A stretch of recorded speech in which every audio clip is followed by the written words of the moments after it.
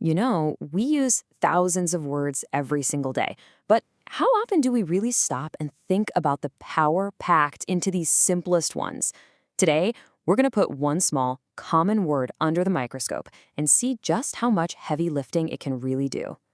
But first, let me just ask you this. To really get by, to have a solid conversation in English, how many words do you think you actually need? Are we talking thousands? Tens of thousands?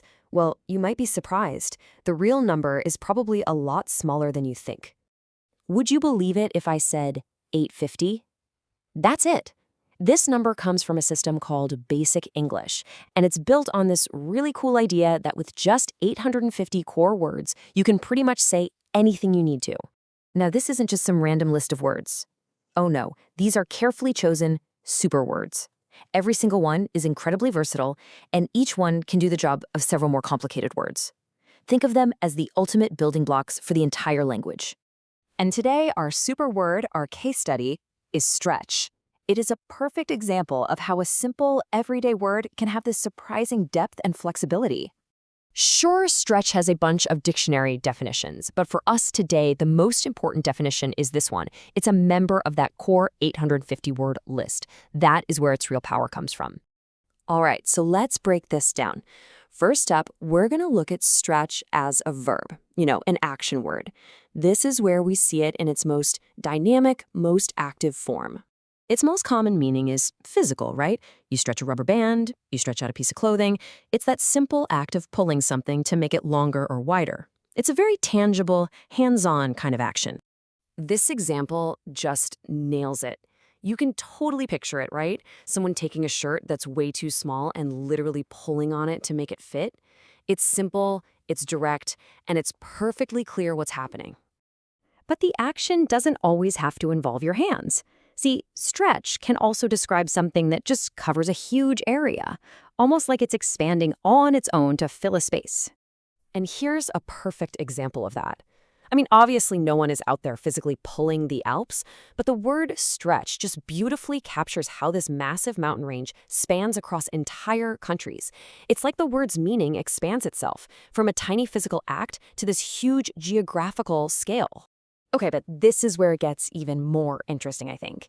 That same exact word can stop being an action and become a thing, a noun. This is where we really see just how flexible this little word is. As a noun, it can mean three very different things. We go from a physical act to talking about a length of time, and then we leap to a totally abstract idea about the truth.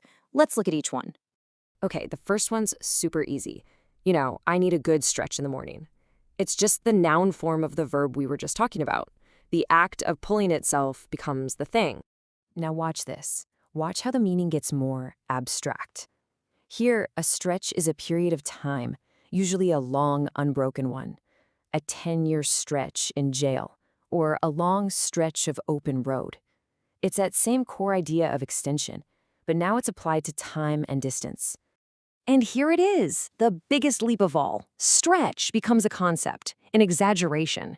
When you say someone is stretching the truth, you mean they're pulling it away from its original, factual shape.